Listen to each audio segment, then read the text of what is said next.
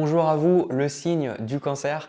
Je vous retrouve pour décembre 2023. Donc j'espère que vous allez bien. Dans cette vidéo, je vais vous partager mes ressentis, mes intuitions, les messages que je reçois. Donc c'est là pour vous aider, pour vous accompagner, pour vous permettre de comprendre peut-être un peu mieux ce qui va se passer pendant le mois de décembre. Donc bien évidemment, vous prenez si ça vous parle. Ça ne peut pas parler à tout le monde, c'est tout à fait OK. N'hésitez pas à quitter la vidéo si ça ne vous parle pas. Voilà, c'est encore une fois, ça doit vous aider. Si ce n'est pas le cas, il n'y a vraiment aucun souci. Alors, le signe du cancer pour le premier tirage. Déjà, ce que je ressens, ça me rappelle un tirage que j'ai fait il y a quelques mois. Alors, je ne sais pas exactement lequel c'était, mais j'avais la sensation que vous étiez en train de dépenser beaucoup d'énergie ou de planifier pas mal de choses pour vous extirper d'une situation, pour essayer de sortir de quelque chose qui n'est pas forcément agréable, quelque chose qui ne vous correspond pas. Et bien, j'ai la sensation quand même dans ce tirage que pour moi, il y a des choses qui rappellent ce tirage-là. Donc, je ne sais pas si peut-être ça vous a parlé, ça va continuer de vous parler, j'en sais rien. En tout cas, moi, je ne pose pas trop de questions, je suis juste un messager, je suis juste là pour vous donner les messages.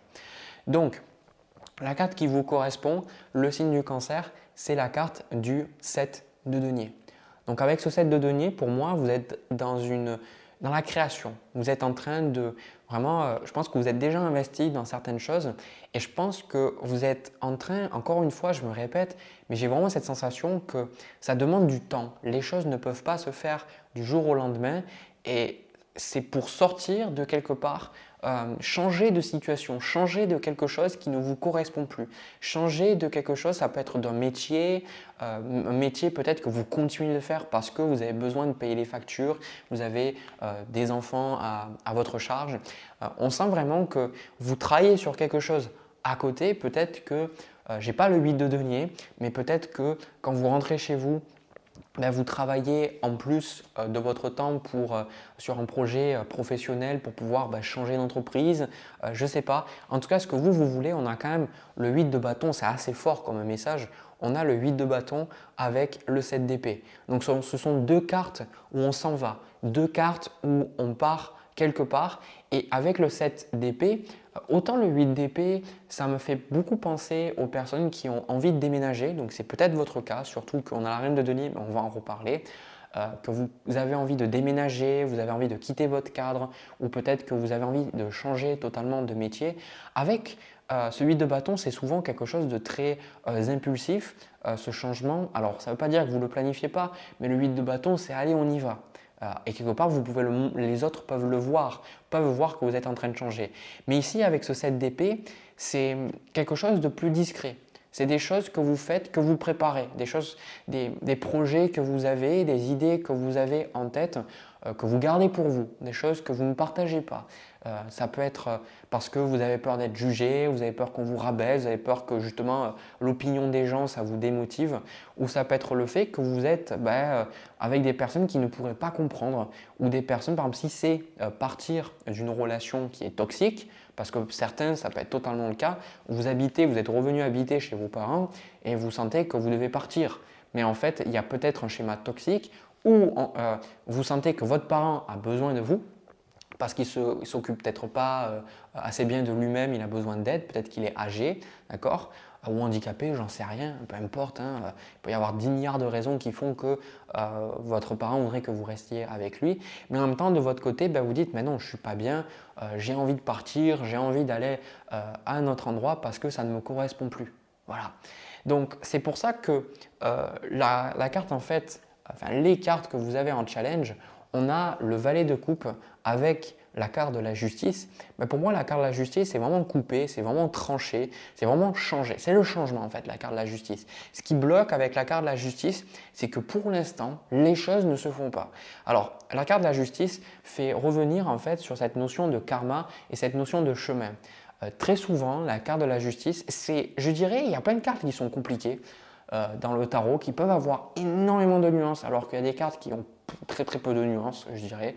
La carte de la justice est une carte qui est très spirituelle, même si on ne la voit pas vraiment comme ça. Souvent, les gens vont vous dire oui, c'est le problème avec la justice. Ok, d'accord, soit. Mais pour moi, la justice, ça me fait renvoyer à cette idée de karma, cette idée on a la roue qui peut être, la roue de fortune qui peut être très spirituelle aussi, mais la carte de la justice, c'est vraiment, il y avait une petite histoire pour vous aider peut-être à comprendre cette carte pour votre tirage. La carte de la justice, c'est dans le cheminement du mât, celui qu'on retrouve au tout début, le rêveur, quoi, le fou, le mât, vous appelez ça comme vous voulez. Qui arrive sur Terre et il traverse toutes les cartes, il va rencontrer l'empereur, l'impératrice, etc. Et à un moment donné, quand il arrive dans un village, eh bien, il entend des gens qui s'extasient, qui sont vraiment fous de joie, etc. Il voit des gens qui passent à côté de lui et ils pleurent de joie, etc. Alors qu'il y a des personnes qui passent à côté qui sont super tristes, qui sont vraiment malheureuses, qui sont au bout de leur vie, etc. Donc lui, il ne comprend pas et en fait, quand il avance et il se dirige vers le cœur du village, ben, il voit en fait une sorte de, je ne sais pas comment on appelait ça, j'ai oublié le terme, avant dans le Moyen Âge, où il y avait vraiment une sorte, pas d'établi, je ne sais pas comment on appelle ça, mais une sorte de stage, je ne sais pas comment on pourrait appeler ça avec mon franglais. Et en fait, sur cette scène, voilà, on va appeler ça comme ça, une scène, il y a en fait la justice, une femme qui a les yeux bandés et qui en fait les gens viennent avec leurs problèmes et en gros c'est elle qui décide de ce qui va se passer, si la personne continue d'avoir sa maison, si cette personne est expulsée du village ou pas, si cette personne va avoir de l'argent ou non. Et en fait, ce qu'il comprend à travers cette carte, c'est que la justice représente une forme d'autorité qui est souvent extérieure, ce jugement qu'on a de l'extérieur, de la vie, de se dire mais pourquoi en fait est-ce que je vis ça? Pourquoi est-ce que je vis ce truc négatif? Mais c'est parce qu'en fait il n'y a pas d'erreur. Tu vis ce truc négatif parce que c'est ce que tu as besoin maintenant. Le problème, et je tiens à insister sur ça, c'est que la plupart des gens sont dans une attitude très culpabilisante face au karma, de dire bah ouais je l'ai mérité et de dire bah ouais si Dieu existait, pourquoi est-ce qu'il y a des gens qui meurent de faim? Voilà, c'est comme si vous disiez, dans ce cas-là, si la gravité existe, pourquoi les avions y volent? En fait, il y a des raisons, il y a des choses qu'on comprend, je pense, pas du tout en tant qu'être humain et on adore prendre des raccourcis comme les biais cognitifs. Vous tapez sur Internet les biais cognitifs, on adore prendre des raccourcis pour trouver des raisons par X ou Y, mais la justice nous montre qu'on est à notre place et les choses se passent comme elles doivent se passer. Et c'est ça qui vous frustre en fait, c'est qu'il y a des choses qui devrait changer, mais il vous manque encore cette clarté pour vous-même devenir cette carte de la justice. En gros, il y a des situations qui vous demandent du recul pendant le mois de décembre et vous n'arrivez peut-être pas à avoir ce recul. Des situations qui vous demandent de trancher et vous n'arrivez pas à trancher parce que pour l'instant, il y a encore des doutes, il y a encore des croyances limitantes. Et on vous dit que c'est tout à fait OK et que pour l'instant, si vous n'arrivez pas à couper, ce n'est pas grave. Il y a des moments où on ne sait pas, il y a des moments où on ne peut pas toujours tout savoir, on ne peut pas toujours avoir toutes les réponses. Même moi, ce n'est pas parce que je fais des cartes que j'ai toutes les réponses sur ma vie, sur tous mes problèmes personnels. Ce n'est pas vrai, d'accord? Donc c'est pour ça qu'à travers le mois de décembre, vous allez passer énormément de temps à mettre à plat les choses. On a cette carte du roi d'épée avec la carte du 8 d'épée. Peut-être que vous allez beaucoup écrire vos problèmes ou peut-être que vous allez voir quelqu'un pour en parler. En fait, je sens qu'il y a pas mal de choses qui vous donnent cette sensation d'impuissance. Vous avez vraiment la sensation avec cette carte de la justice qu'il y a des choses qui ne dépendent pas de vous et qui vous rendent la vie difficile. Et je ne vais pas nier que ces choses, elles existent. Quand on dit qu'il y a des choses qui dépendent de nous et des choses qui ne dépendent pas de nous, ça n'enlève pas le caractère compliqué de la vie. Je veux dire, si demain, par exemple, il y a une guerre, ok, ça ne dépend peut-être pas de moi, mais en même temps, je vais subir les effets de cette guerre. Donc, je ne suis pas là pour nier si vous avez des problèmes de santé, si vous avez des problèmes au travail, si vous avez des personnes qui sont très méchantes avec vous. Je ne vais pas nier cette difficulté-là. Mais en gros, ce qu'on vous dit, c'est que c'est là pour une bonne raison. C'est là pour vous apporter quelque chose. C'est pour ça que vous avez la carte de courage en fait. Je ne vais pas lire le message parce que pour moi, ce n'est pas vraiment ce que je ressens en fait. Pour moi, cette carte de courage, c'est de vous dire que les choses vont changer. Mais vous avez besoin de vivre ça.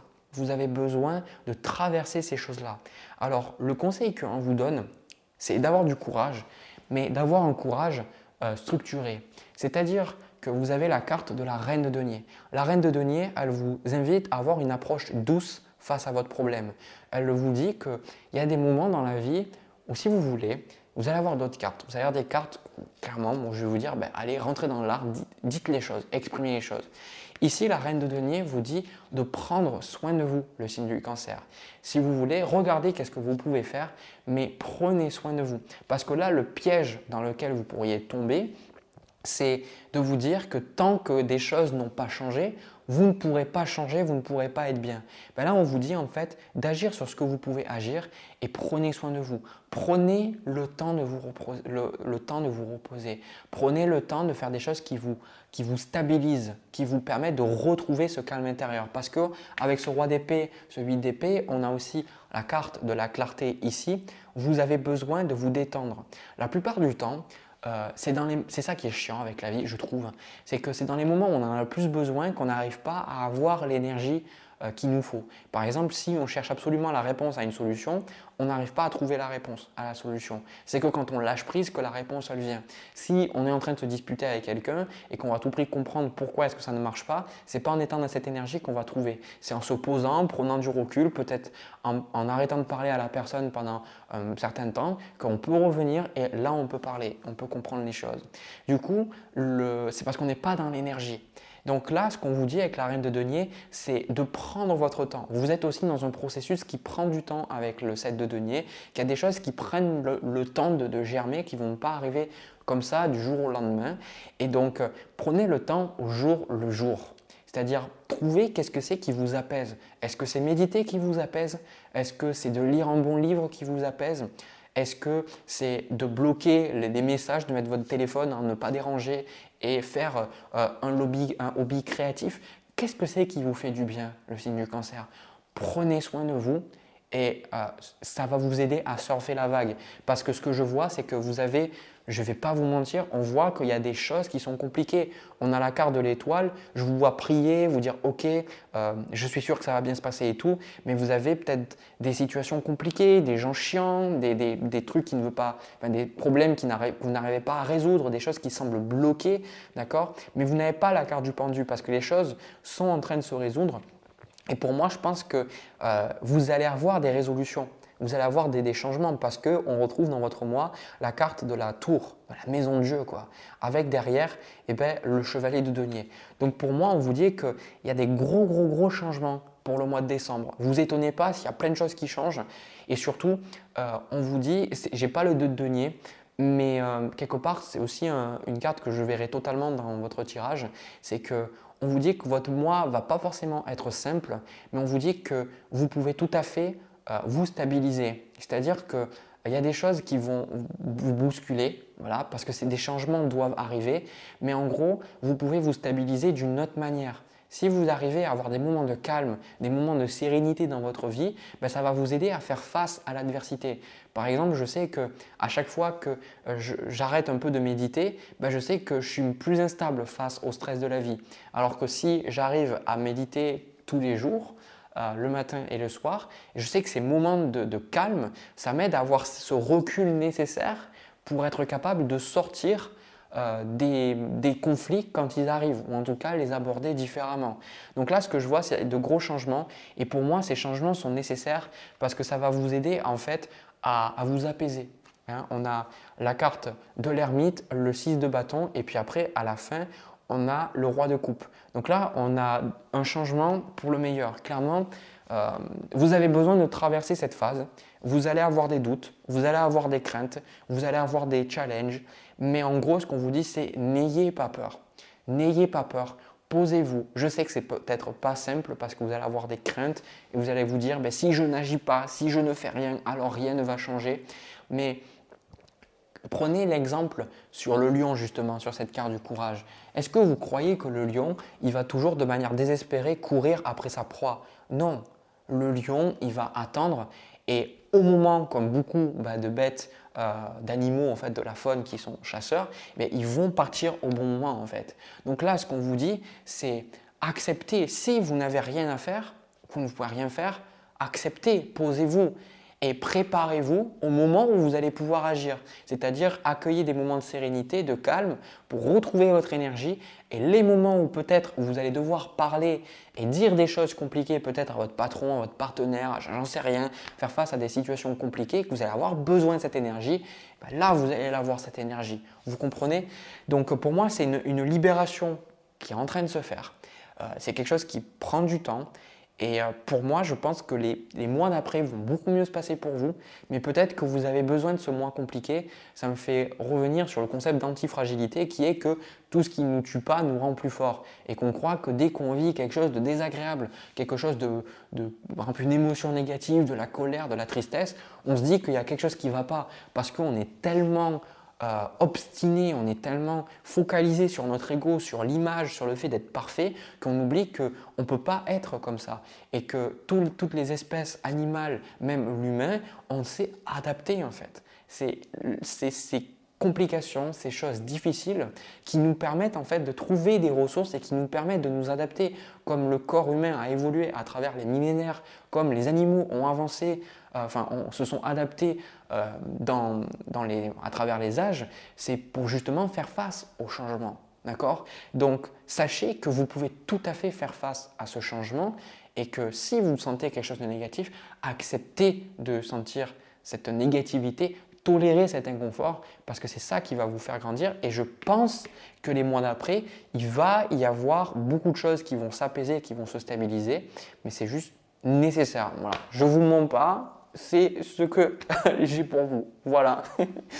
Mais écoutez, j'ai terminé pour ce premier tirage. Je reprends les cartes et je vais passer au tirage sentimental. C'est parti. Alors les cancers, au niveau du tirage sentimental, ce que je ressens, c'est vraiment pour une relation de couple. Vraiment, là, je ressens le truc, c'est pour une relation de couple.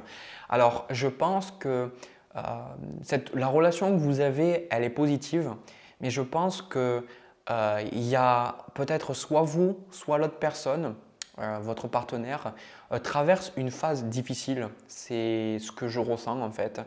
Et en fait, j'ai cette sensation que quelque part, vous ne pouvez peut-être pas continuer à tolérer certaines choses. Il y a certaines choses qui ne sont pas forcément très sympas pour vous. Peut-être que votre partenaire, vu qu'il n'est pas bien, se permet de dire des choses, d'exprimer certaines choses. Je ne sais pas. En tout cas, on voit qu'il y a vraiment une dynamique à régler dans la relation parce que sinon, quelque part, c'est épuisant et vous n'allez pas être épanoui avec la personne. Donc, ce que je vais faire, je vais vous montrer les cartes. Donc, on a pour vous la carte du jugement. Et vous, ce que vous voulez, alors j'ai pris plusieurs cartes pour être sûr du message, bien évidemment. Et j'ai eu, alors si j'y arrive, j'ai la carte de l'ermite avec le 3 de coupe et le roi de coupe, ça c'est ce que vous voulez. Donc pour moi, ça me donne cette sensation que, en fait, ce que j'entends, c'est un peu comme si vous avez la sensation que vous avez perdu l'autre personne. Un peu comme si vous ne reconnaissez plus l'autre personne. Parce que la personne en face, les cartes qui la correspondent, on a le 5 de coupe, ça c'est sa carte. Et là, ce qu'elle veut, on a le 4 de coupe avec le 10 de bâton. Donc la personne, vu qu'elle est 5 de coupe, c'est une personne qui peut vivre le deuil actuellement. Peut-être qu'elle a perdu une personne proche, un parent, un frère, une sœur, un ami. On me dit aussi, ça peut être un animal aussi.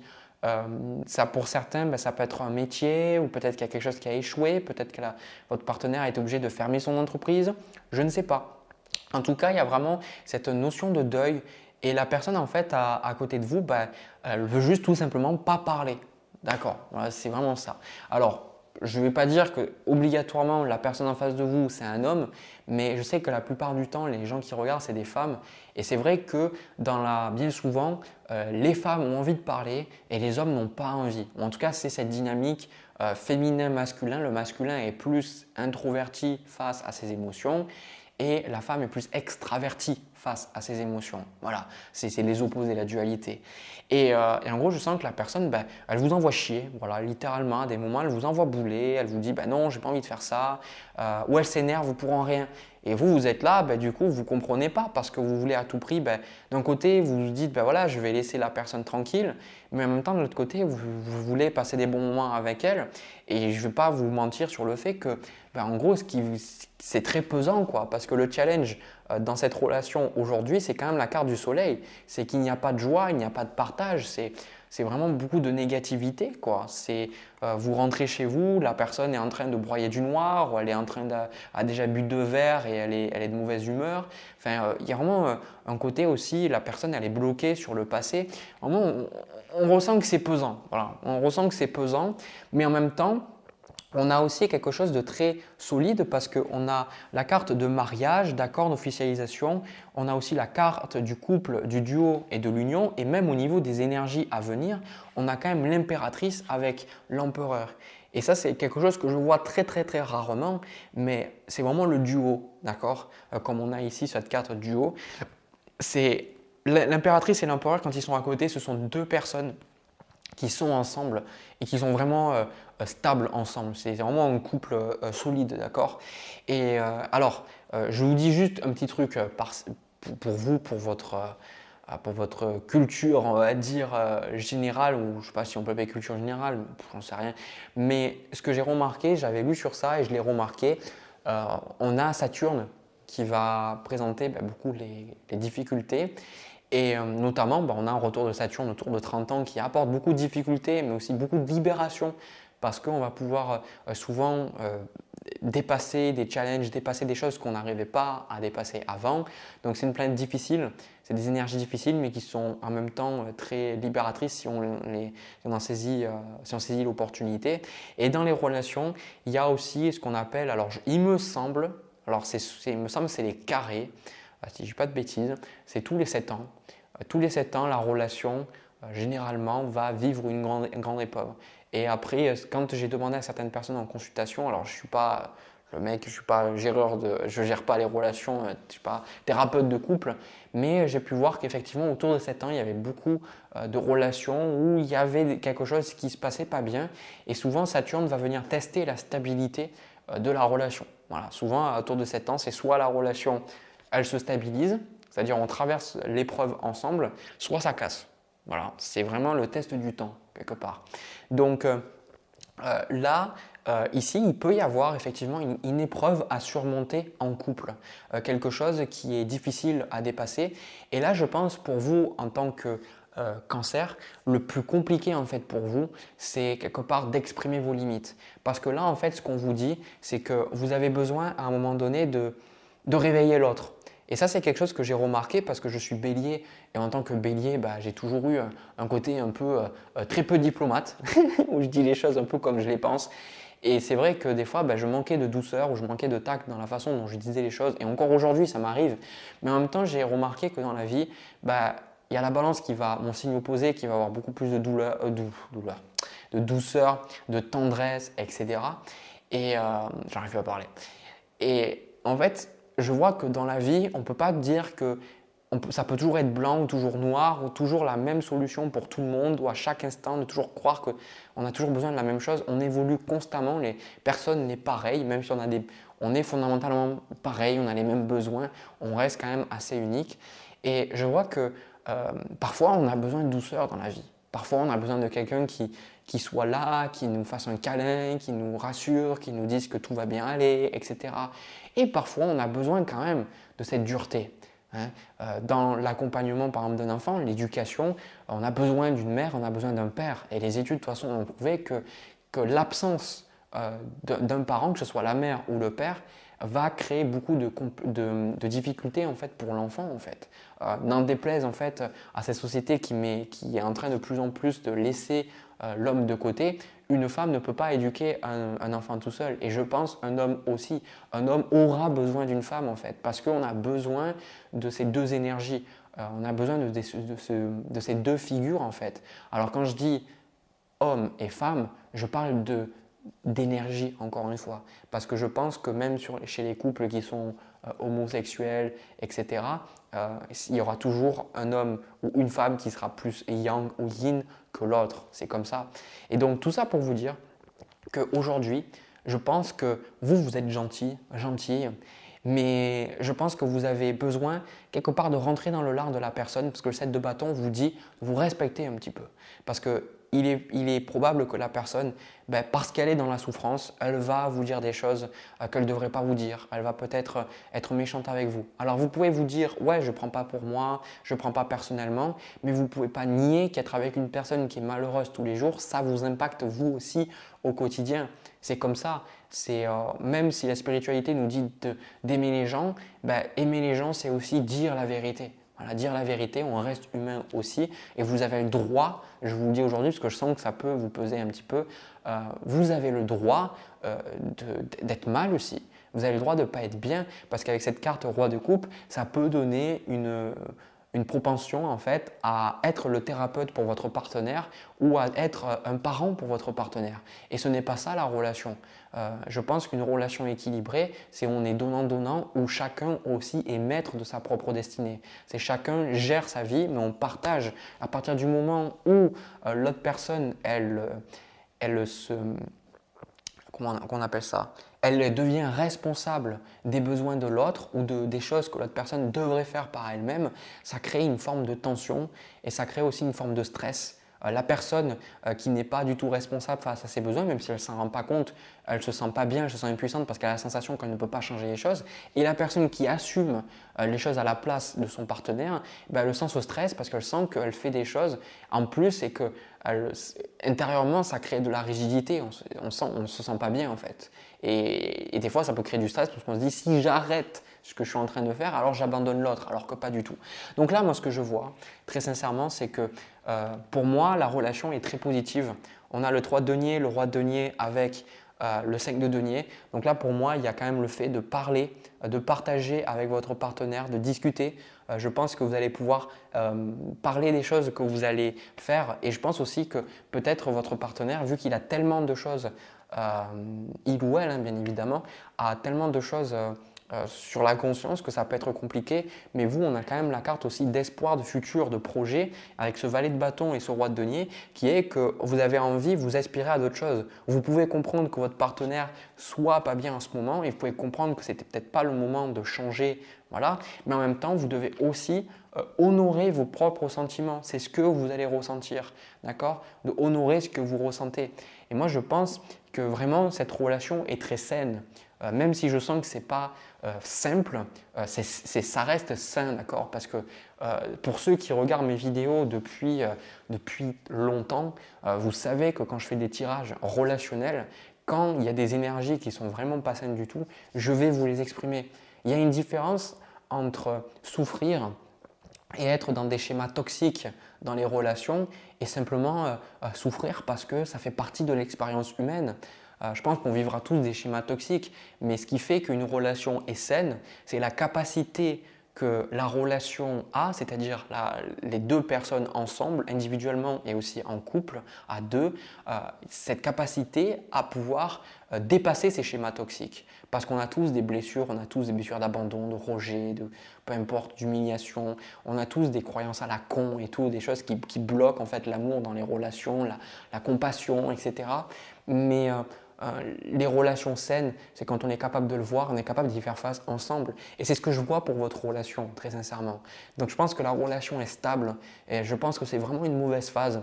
Et je pense que, en fait, pour moi, le fait de vous concentrer sur vous et de dire ce que vous ressentez à l'autre personne, de mettre vos limites à des moments si vous sentez que vous ne pouvez plus écouter la personne en face qui ne parle pas ou que vous n'arrivez plus à supporter que la personne elle soit en train de boire et qu'elle soit de mauvais poil, etc. Le fait d'exprimer ça, le fait de ne plus le tolérer en fait, c'est ça qui va permettre à l'autre personne d'avoir sa guérison en soi. Vous n'avez jamais remarqué, c'est quelque chose que j'ai vu, c'est que souvent quand on n'est pas bien, inconsciemment on ne s'en rend pas compte et je pense qu'on l'a tous fait au moins une fois dans notre vie, on va aller dans des comportements pas forcément sains pour nous et c'est un peu comme un appel à l'aide. Soit on va aller dans l'addiction à l'alcool, au jeu d'argent, au travail, etc.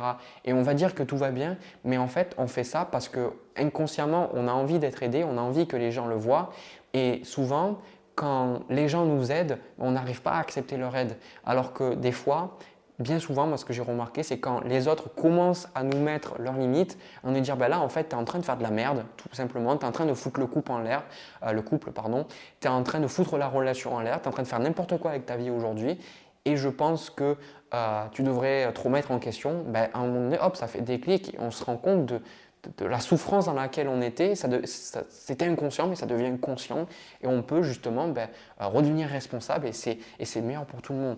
Donc je pense que cette relation, vous allez pouvoir, pour moi, dépasser cette phase. Je pense que ça va vous demander du temps, donc laissez-vous du temps, mais encore une fois, rappelez-vous que vous avez le droit de ne pas tolérer certaines choses et que ce n'est pas abandonner l'autre et c'est pas ne pas être dans l'amour que de ne pas accepter certaines choses. En soi, je veux dire en positif, en mettant des limites saines, vous envoyez le message à l'autre personne que c'est ça l'amour en fait. On croit que l'amour c'est accepter les personnes telles qu'elles sont et être une putain de carpette qu'on nous marche dessus. L'amour c'est pas ça. L'amour c'est le respect de soi et c'est le respect aussi de l'autre. L'amour dans les relations c'est quand chacun se sent respecté, se sent aimé et si jamais ce n'est pas le cas, c'est de parler ensemble et de chacun prendre sa propre responsabilité. D'accord? Donc je sais, je ne vais pas m'étaler plus sur ça. Je suis juste content pour vous parce que pour moi ça va s'arranger. Et je pense que c'est une belle relation, très sincèrement. Si pour moi vous doutez, je vous dirais ne doutez pas, donnez du temps à cette relation, respectez-vous, mais donnez du temps à cette relation. Je pense que les choses vont s'arranger. Bon après c'est sûr que si ça fait 10 ans que c'est comme ça, peut-être posez-vous des questions, mais je pense que la personne c'est juste une mauvaise phase. Voilà. Bah, écoutez, le signe du cancer, j'ai terminé pour vous, pour le mois de décembre. N'hésitez pas à me laisser un petit pouce bleu, à vous abonner. Voilà, bah écoutez, moi ça me fait vraiment plaisir que vous ayez regardé cette vidéo. Je vous souhaite de passer de belles fêtes de fin d'année, de profiter, de vous amuser. Voilà, je ne sais pas si je ferai d'autres vidéos pendant le mois de décembre, je ne sais pas. J'étais un peu fatigué donc j'ai un peu plus de temps pour sortir ces vidéos. Donc voilà, bref, bah écoutez, plein de bisous, plein d'amour. On se retrouve pour une prochaine vidéo. À bientôt.